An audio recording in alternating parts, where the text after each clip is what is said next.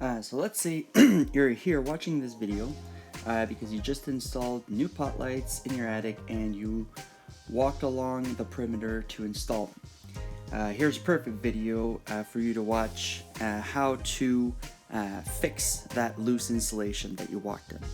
First thing that I definitely want to talk about is safety, knowing the layout of your attic and ceiling trusses. If you are still want to pursue this project despite knowing most people hire a contractor, I admire your determination. First, observe the orientation of your truss cavities. So as you can see here, I'm positioning myself right in the middle of the attic so that I can get both sides at the same time and disturb the least amount of insulation possible. And the next thing that you want to do is move to the farthest point. As you can see, I'm using the remote here, but you're probably gonna have a different remote when you rent a machine. The one thing that you want to keep in mind is airflow and ventilation. You can see here that I've got a plywood vent, and it is very difficult to not get any insulation inside of that vent, but you want to prevent it as much as possible. So once again, you want to position yourself the farthest point and then work your way backwards. Now, as you can see, I'm facing in between the trusses so that I can get the loose fill as far as possible. That basically allows for each bag that you're going to use to get the maximum amount of coverage per bag. Now here I'm going to show you some of the markings that I had done previously at the original installation. It's marked at 23 inches. That is the minimum depth of insulation required for an R60 thermal resistance coverage. And so I can't stress this enough. Once again, as you can see, I'm watching where I'm walking. Here's another perfect example of good airflow. You can see inside the soffit. Now, you always want to have a low profile and shoot sort of parallel with the ground so that the loose fill insulation just falls right onto the existing insulation. All right, now we're going to be moving to the other side. Now again, you see those 2x4 crossers. I'm putting my knee on them. I've done this a lot, so it looks easy, but it definitely is not easy, especially in the summer when it gets really hot. You always want to be very careful, have 3 points of contact so that you don't fall through the ceiling, don't do a misstep. That has happened to me before as well. Now, I just want to reiterate, I didn't fall through the ceiling, but I did do a misstep where I had damaged a little bit of the ceiling. Only did that once. So if you're attempting this on your own, keep in mind that all damage that you're doing, you're going to have to repair if you accidentally step on a pot light or step on some plumbing or your vent that you hadn't seen because it's covered by the existing insulation. That's the other advantage of hiring a contractor because obviously they want to be very careful, and they've done this before.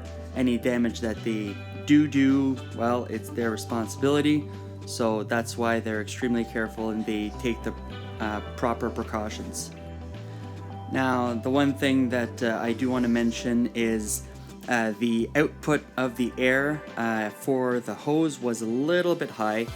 So I was saying, well, I'm just going to work with that output, because by the time that I go down in the truck and adjust it and make sure that it's the right output, I would have done this unit and moved on to the next one. So I'm just working with the output. When you rent a machine, I don't believe that you can change the output. It just comes at one speed. So keep that in mind. Make sure that you just work that distance so that you know where the insulation falls and get used to it. With a rented machine, you won't have as much of a reach as you see in this video. So you may have to get a little closer, but not too close. If you do get too close, you're going to end up compressing the loose insulation once again, and you're not going to have as much of a coverage per bag. You're going to have to go back to the store, get some more bags, and then it's going to increase the cost of your repair. Now, as a new insulator, you may want to make as many marks as possible. Buy those cardboard cards that have the measurements on them. Install as many as you feel comfortable so that you've got a visual mark as you're doing these repairs, so that everything is the same level. What I do for a visual marker is, as you can see, I try to match the trusses evenly so that I know that every single cavity has the same amount of insulation.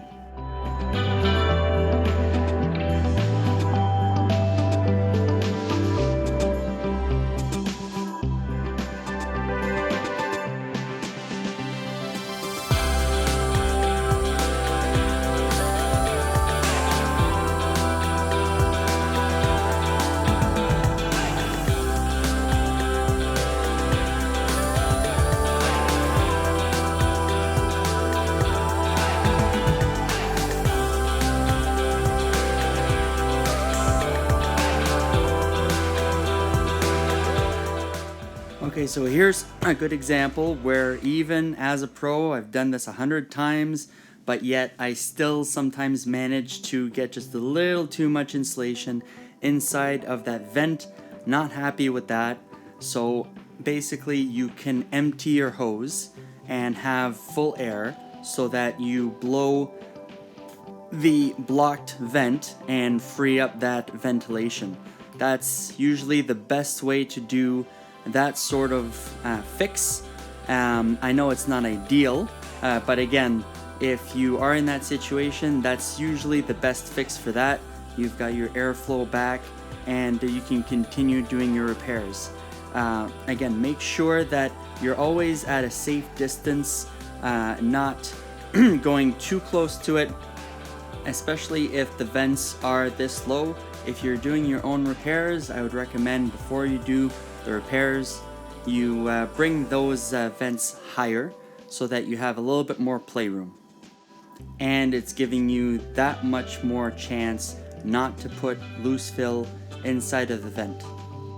Alright, so now just finishing up here. As you can see, I had done the two perimeters, and then now I'm finishing up the middle so it looks really nice. I've got a nice view across all trusses so I can see how even it is.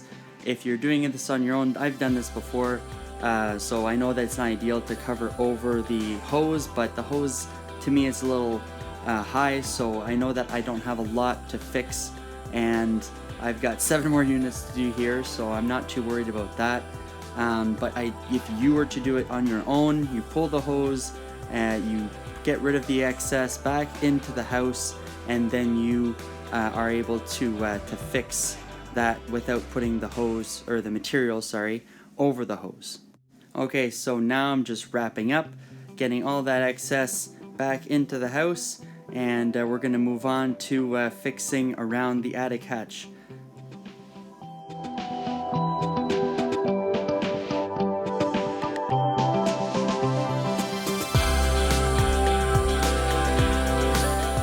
If you like this video, please give it a thumbs up and subscribe, and we'll see you on the next video.